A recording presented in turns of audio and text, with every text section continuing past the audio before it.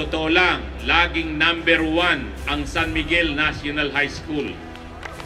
Hindi po makatatanggi sapagkat ang kinatawan ng SDO Bulacan ay naririto. Kaya sinasabi kong #1, tayo na lang ang may pinakamalaki bilang, maging sa faculty, maging sa estudyante. Sino pa ang lalaban sa San Miguel National High School?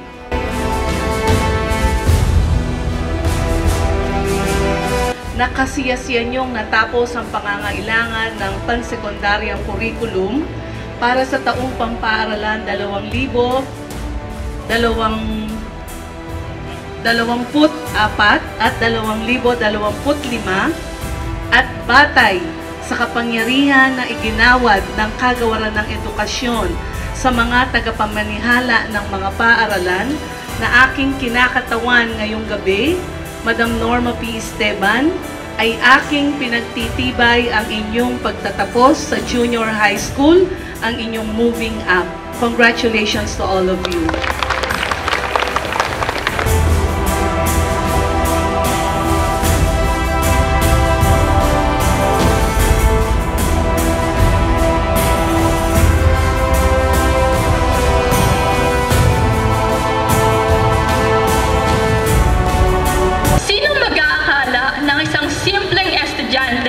Who barely scraped through the rankings would now be standing here 4 years later as rank 1 of the special science class.